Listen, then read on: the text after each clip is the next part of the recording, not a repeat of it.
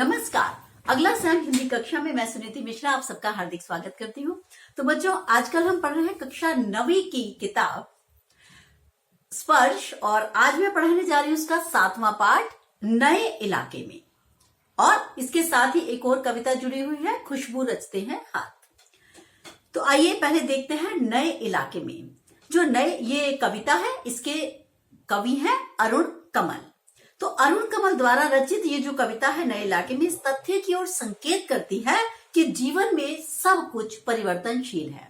और कवि क्या कह रहा है कि नए जो बसते हुए क्षेत्र है उनमें जाकर मैं अक्सर रास्ता भूल जाता हूं, क्योंकि उसको वहां प्रतिदिन कोई ना कोई नया मकान बना दिखता है, या वो पहचाने जो उसने बनाई होती हैं कि मैं इस इलाके में आया था, यहाँ पर एक फाटक था, यहाँ पर खाली प्लॉट था, वो सारे निशान मिटते चले जाते हैं। तो कह रहा है इसी वजह से जो मेरा गंतव्य स्थल होता है उससे या तो मैं 2 घर आगे चला जाता हूं या 2 घर पीछे रह जाता हूं। और कभी कभी मुझे ऐसा प्रतीत होता है कि हर द्वार को खटखटाकर शायद मुझे पूछना पड़ेगा कि क्या यह वही घर है जहां उसे जाना था, और शायद कोई पहचान ले मुझे और कोई ऊपर से आवाज लगा दे। तो इस प्रकार की परिवर्तनशील संसार के विषय में पहली कविता में बताया गया है। चलिए पढ़ते हैं नए इलाके में। इन नए बसते इलाकों में जहां रोज बन रहे नए नए मकान, मैं अक्सर रास्ता भूल जाता हूं, धोखा दे जाते हैं पुराने निशान।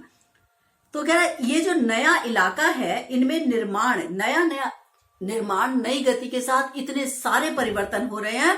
क्यों? क्योंकि यहाँ पर रोज रोज नए नए मकान बनते चले जा रहे हैं।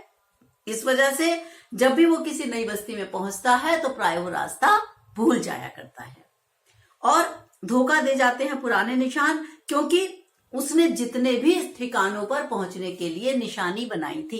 जैसे हम किसी के घर जाते हैं, हम सोचते हैं अच्छा उसके घर के साथ नहीं प्लॉट खाली था और वहां पे ये ऐसा पार्क था, अच्छा वहां पे ऐसा ये था। वो जो बेचारा जो भी निशानियां बनाता है, वो जब अगली बार पहुंचता है तो निशानियां खत्म हो चुकी होती हैं, मिट चुकी होती हैं। तो ये कवि की दुविधा है। खोजता हूं ताकता पीपल का पेड़, खोजता हूं ढहा हुआ घर और जमीन का खाली टुकड़ा, जहां से बाएं मुड़ना था मुझे। फिर 2 मकान बाद बिना रंग वाले लोहे के फाटक का घर था 1 मंजिला। तो कह रहा है मैं क्या कर रहा हूं, खोज रहा हूं वो पीपल का पेड़ जो मैं पिछली बार सोच के गया था कि जहां मेरा गंतव्य स्थल था वहां पर एक पीपल का पेड़ था। अब इसको वो भी नहीं दिखाई दे रहा। फिर मैं खोजने लगा कि वो ढहा हुआ मकान, ढहा हुआ क्या होता है, जो उसकी बिल्डिंग को ढह दिया हो, मतलब गिरा दिया हो, वो गिरा हुआ घर मैं ढूंढ रहा हूं, वो भी मुझे नहीं मिल रहा। और जमीन का खाली टुकड़ा जहां से बाएं मुड़ना था मुझे, कह रहा यहाँ पे एक प्लॉट खाली था, तो उसने कहा जो जमीन का टुकड़ा था मैं उसको ढूंढने लगा, मुझे वो भी नहीं मिला। तो क्यों? क्योंकि परिवर्तन होता चला जा रहा है जल्दी जल्दी। फिर 2 मकान बिना रंग वाले लोहे के फाटक का घर था 1 मंजिला। फिर मैंने एक पहचान और बनाई थी कि उसके 2 मकान के बाद एक ऐसा लोहे का फाटक था जिसपे कि अभी पेंट नहीं हुआ था, यानी कलर नहीं किया था, रंग अभी नहीं किया था। तो कह रहा ऐसा लोहे का सा जंग खाया सा गेट था, वो भी नहीं मिल रहा। और 1 मंजिल का घर था, वो भी नहीं दिखा इसको। अब कह रहा मैं हर बार 1 घर पीछे चल देता हूं या 2 घर आगे, ठकमकाता मतलब धीरे धीरे डगमगाते हुए। तो कह रहा है कि इसी वजह से मैं अपने गंतव्य स्थल से कभी 2 घर आगे चला जाता हूं, कभी 2 घर पीछे चला जाता हूं। तो बच्चों ये क्या है, ये बता रहा है कि कभी पल पल बनती बिगड़ती स्मृतियों पर भरोसा नहीं किया जा सकता। और इसमें खड़ी बोली का प्रयोग है। और भाषा कैसी है हमारी, रोचक है, स्वाभाविक है। और नए नए में पुनरुक्ति अलंकार है। पुनरुक्ति मतलब एक ही शब्द को रिपीट करना, तो पुनरुक्ति अलंकार है। और जो है इसमें भावात्मक शैली का प्रयोग किया गया है। तो अब चलते हैं दूसरे पद्यांश में। यहां रोज कुछ बन रहा है, रोज कुछ घट रहा है, यहाँ स्मृति का भरोसा नहीं। कह रहे देखो मैं क्या करूं, ये क्या कर रहा है, अपनी स्मृति यानी याददाश्त पर भरोसा नहीं किया जा सकता। क्यों? क्योंकि नित्य घटने वाली घटनाओं का चित्रण ये कवि करते हुए बता रहा है कि मुझे परिवर्तन का ऐसा एहसास हो रहा है कि रोज कुछ ना कुछ नवीन बनता रहता है, कुछ नवीन घटता रहता है। एक ही दिन में पुरानी पड़ जाती है दुनिया, जैसे वसंत का गया पतझड़ को लौटा हूं, जैसे बैसाख का गया भादों को लौटा हूं। तो कह रहा है मुझे अपनी स्मरण शक्ति पर जैसे भरोसा मिटता चला जा रहा है, यानी मेरी जो स्मृतियां वो पुरानी पड़ जाती हैं और ऐसा प्रतीत होता है जैसे वसंत ऋतु में जाने गया था मैं और पतझड़ में वापस आया, यानी दीर्घ काल के बाद ऐसा लग रहा है मैं साल भर बाद यहाँ आया हूं। और ऐसा प्रतीत होने लगे जैसे बैसाख के महीने में जाकर भादों को लौटा, यानी 5 महीने की दीर्घ अवधि के बाद मानो मैं वापस आया हूं। अब यही उपाय शेष है कि प्रत्येक दरवाजे को खटखटाकर यह पूछा जाए, क्या यही वह घर है जिसे मैं ढूंढ रहा था? फिर समय बहुत कम है तुम्हारे पास, आ चला पानी, डहार आ रहा आकाश, शायद पुकार ले कोई, पहचाना ऊपर से देखकर। तो कह रहा अब क्या हो रहा है कि ये जीवन में ऐसा समय बहुत कम है, ऐसा लग रहा है जैसे आकाश सिर पर गिरा चला आ रहा हो, और ऐसा लगता है मुझे कभी कभी कि शायद जो मेरे पुराना कोई परिचित है वो मुझे पहचान कर पुकार ले और मुझे बुलाए, जिससे कि मैं उस घर में, उस गंतव्य स्थल पर जा सकूं। तो बच्चों, ये था हमारी पहली कविता जिसका नाम है नए इलाके में। तो अरुण कमल द्वारा रचित ये पहली कविता हमारी नए इलाके में, ये मैंने आपको पहले पढ़ा दी। वो रचते हैं हाथ, अब मैं कराने जा रही हूं अरुण कमल की कविता। कई गलियों के बीच, कई नालों के पार, कूड़े करकट के ढेरों के बाद, बदबू से फटते जाते इस टोले के अंदर, खुशबू रचते हैं हाथ, खुशबू रचते हैं हाथ। तो जो ये जो कविता है इसमें मजदूरों, गरीबों और जो कारीगर हैं उनकी बड़ी मार्मिक जो दशा है, दुर्दशा है, उसका चित्रण किया गया है। ये क्या बता रहा है? कह रहा है ये लोग बेचारे खुद गंदी गलियों में रहते हैं और दूसरे लोगों के लिए खुशबूदार अगरबत्तियां बनाते हैं। लोगों के जीवन में तो सुगंध बिखेरते हैं, लेकिन इनके अपने जीवन दुर्गंध से भरे हुए हैं। यानी कैसे जगहों पे रहते हैं जहां नाले हैं, जहां पर हर समय ऐसी दुर्गंध आती है कि वो कह रहा है कि आप मतलब आपकी तबीयत खराब हो जाए इस तरीके की। और उसमें कौन कौन से लोग शामिल हैं? जिनकी उभरी नसें हैं, यानी उसमें बूढ़े भी शामिल हैं, उसमें छोटे छोटे कोमल हाथ हैं तो बच्चे भी शामिल हैं, उसमें बहुत छोटे बच्चे भी शामिल हैं, नन्ही बच्चियां शामिल हैं। तो ये सब इस कवि को बहुत त्रासद कर रही है, बहुत दुख दे रही है, त्रास दे रही है। तो इसलिए कवि ये बताना चाहता है कि समाज से बाल मजदूरी को हटाया जाए। तो अब हम करते हैं खुशबू रचते हैं हाथ। कई गलियों के बीच, यानी कवि के अनुसार क्या है, सुगंधित जो वस्तुओं का निर्माण करने वाले का जो जीवन यापन है वो कितने निम्न स्तर का है, इस बात की ओर हमारा ध्यान आकर्षित करना चाहता है। कई गलियों के बीच, कई नालों के पार जाके क्या होता है, वो क्या कह रहा है कि किस प्रकार से जब आप जाते हैं कई बदबूदार बस्तियों के जो पार जब आप जाएंगे और कई नाले जब आप पार करेंगे और कूड़े करकट के जहां ढेर लगे हुए हैं उन ढेरों के पास जाकर, ऐसी जगह जहां आपकी बदबू से, कह रहा है आपके बदबू से फटते, इस मतलब बदबू से फटा जा रहा होता है, दिमाग फट जाएगा, इतनी अधिक बदबू दुर्गंध वाले इलाके में वो रह रहे हैं।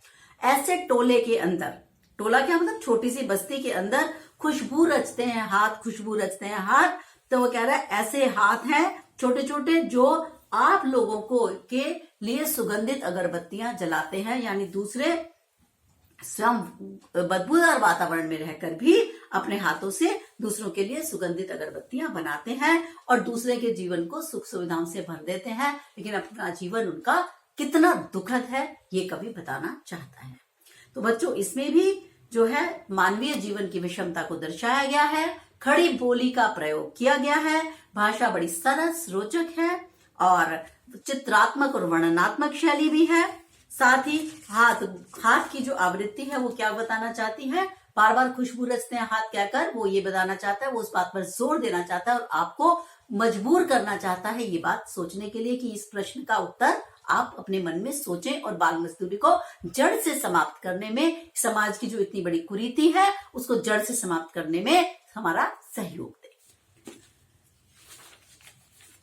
उभरी नसों वाले हाथ, घिसे नाखूनों वाले हाथ, पीपल के पत्तों से नए नए हाथ, जूही की डाल से खुशबूदार हाथ। उभरी नसों वाले हाथ, तो जो बूढ़े व्यक्ति होते हैं क्या होता है, उनकी नसें उभरी उभरी दिखाई देती हैं। तो इसलिए वो कह रहा है कि कैसे भयानक स्थिति में वो लोग रह रहे हैं। तो उन लोगों के विषय में बता रहा है कि ये बूढ़े लोग हैं जो इनको जबरदस्ती, जबरन मुसीबत में, या ये कहिए कि जिनको मजबूरी में ये काम, विवशतावश ये काम करना पड़ रहा है। जिससे उसने कहा उभरी नसों वाले हाथ किसके, यानी बूढ़े लोगों के हाथ है, बूढ़े और बूढ़ियों के हाथ हैं जो अगरबत्तियां बना रहे हैं। घिसे नाखूनों वाले हाथ, तो घिसे हुए नाखूनों वाले हाथ क्या है कि जिनके नाखून घिस गए हैं, ये भी क्या है, जो उम्र दराज लोग हैं उनके विषय में बात कर रहा है कि काम करते करते जिनके नाखून घिस चुके हैं।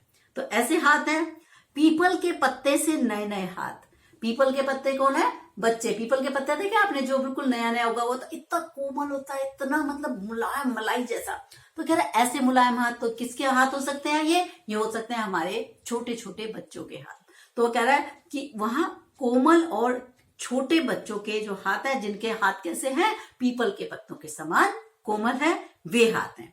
फिर उसने कहा जूही की डाल से खुशबूदार हाथ। जूही की डाल क्या है, इसमें नवयुवतियां भी शामिल है, तो उनके हाथ कैसे हैं, जूही के फूल की डाली के समान कोमल हाथ हैं उनके, इसलिए उसने कहा कि वो उनके खुशबूदार हाथ। फिर गंदे कटे पिटे हाथ, जख्म से फटे हुए हाथ, खुशबू रचते हाथ, खुशबू रचते हाथ। काम की अधिकता के कारण, कह रहा है गंदे हाथों वाले और कटे हाथों वाले मजदूरों के हाथ भी इसमें शामिल है। मतलब ये क्या है, कुछ बेचारे अपने मालिक से, कोई अपने पति से, कोई अपनी जो है बच्चा है तो अपने पिता से। आप जानते हैं गरीब लोग तो अपने बच्चों को काम कराने के लिए समटाइम्स वो लोग इतने मजबूर होते हैं कि अपने बच्चों को भी पिटाई कर देते हैं। तो कह रहा है मार खाए हुए हाथ है, लेकिन ज्यादातर शायद ये मालिकों के तरफ भी इशारा कर रहा है कि मालिकों से मार खाए हुए हाथ हैं। कुछ मजदूर ऐसे हैं जिनके हाथों में घाव हो चुके हैं, जख्म से फटे हुए हाथ, यानी कुछ मजदूरों के हाथों में हमें जख्म दिखाई दे रहे हैं, फिर भी वे लोग काम करते चले जा रहे हैं। इतनी विपत्तियों के बावजूद भी ये अगरबत्तियां बनाने से नहीं रुक रहे। तो हम सोच सकते हैं, अनुमान लगा सकते हैं इनके जीवन की विवशता का। ठीक है, तो ये है हमारा, आप समझे कि उपेक्षित वर्ग की जो दयनीय दशा है उसका बड़ा मार्मिक चित्रण कवि ने किया है। भाषा सरस है, आम जो प्रचलित में उर्दू भाषा का भी प्रयोग हुआ है। और ये जो उपमा अलंकार है इसमें पीपल के पत्ते से नए नए हाथ और जूही की डाल से खुशबूदार हाथ, इसमें उपमा अलंकार का प्रयोग किया गया है। ठीक है, अब हम चलते हैं इसके तीसरे पैराग्राफ की तरफ। यही इस गली में बनती हैं मुल्क की मशहूर अगरबत्तियां, और इन्हीं गंदे मोहल्लों के गंदे लोग बनाते हैं केवड़ा, गुलाब, खस और रात रानी अगरबत्तियां। तो बेटा ये अंतिम पद्यांश मैं आपको पढ़ाने जा रही हूं। कवि कहता है कि देश की प्रसिद्ध अगरबत्तियां इस गंदी, तंग, बदबूदार गली में बनाई जाती हैं, और इन्हीं गंदे मोहल्लों में रहने वाले गंदे लोग सुगंधित केवड़े से बनी हुई, गुलाब से बनी हुई, खस पोस्ता से बनी हुई, रात रानी से बनी हुई, रात रानी का फूल होता है ना, कितनी खुशबू, हाथ में ले लो तो उसकी खुशबू ही नहीं जाती, तो रात रानी की सुगंधित महक वाली वो अगरबत्तियां बनाते हैं। दुनिया की सारी गंदगी के बीच दुनिया की सारी खुशबू रचते हैं हाथ। ये कह रहा है यद्यपि वे खुद दुनिया भर की सबसे गंदी बस्तियों में रहते हैं, गंदगी के बीचों बीच जीते हैं, तथापि अपने हाथों से पूरी दुनिया को महकाने वाली खुशबूदार अगरबत्तियां बनाते हैं। इस प्रकार से क्या है, वो स्वयं गंदे रहकर भी सब में खुशबू बांटते हैं। और यहाँ श्रमिक जो है क्या कर रहे हैं, श्रमिक कौन है, जो हमारे मजदूर हैं, वो खुशबू फैला रहे हैं और खुशबूदार अगरबत्तियां बनाते चले जा रहे हैं। तो यहाँ क्या है बच्चों कि इसमें अनुप्रास अलंकार का प्रयोग हुआ है, और मैं बार बार बता रही हूँ आपको, भाषा खड़ी बोली है, सरस और जो रोचक शैली है, वर्णनात्मक और चित्रात्मक। अगर आपसे कोई पूछता है कि शैली कैसी है तो आप बताएं कि चित्रात्मक क्या होती है, जो सामने चित्र खिंचता चला जाता है, स्केच बनता जाए जैसे। वर्णनात्मक बहुत एक्सप्लेन करने वाली, जिसमें बड़ा सुंदर तरीके से एक्सप्लेनेशन की गई हो। तो कह रहा है वर्णनात्मक शैली का प्रयोग किया गया है। आम प्रचलित जो उर्दू भाषा के शब्द कहीं कहीं पे आए ही हैं, आप देख रहे हैं। और मजदूरों की मार्मिक दशा का चित्रण ये जो कविता है हमारी, इसमें किया गया है।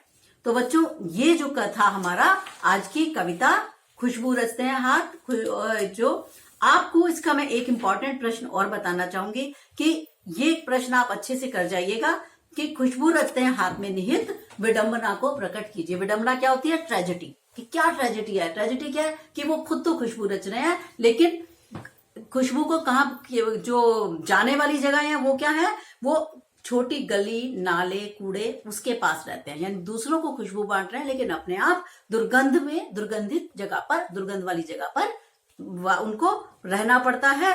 और लेकिन आप ये सोचिए कि किस तरीके से हम जो दूर अपने गरीब मजदूरों से दूर, हम कैसे सभ्य लोग हैं। जब हम अगरबत्तियां जलाते हैं तो हम कभी भी ये नहीं सोचते कि किस तरीके से बाल मजदूरी किए हुए बच्चों के द्वारा बनाई गई अगरबत्तियां हैं। तो इस कविता का ध्येय क्या है, उद्देश्य क्या है? सबसे बड़ी बात, बाल मजदूरी को समाप्त करना, और उसके लिए कड़े कानून भी बनाए गए हैं। ठीक, 12% भारत में, कहते हैं पूरे विश्व के 12% तो बाल मजदूरी भारत में ही हो रही है। तो ये बहुत सोचने का विषय है। ये मेरा थोड़ा पुराना आंकड़ा है, अभी मैं लेटेस्ट होगा मैं आपको अगली बार अपडेट कर दूंगी। तो लेकिन हमें लिए सोचने की बात है कि कितनी गंभीर समस्या है। ठीक है, तो चलिए बच्चों, अब इसके साथ ही मैं ये कविता समाप्त करती हूँ। अब मुझे आज्ञा दीजिए, तब तक के लिए नमस्कार।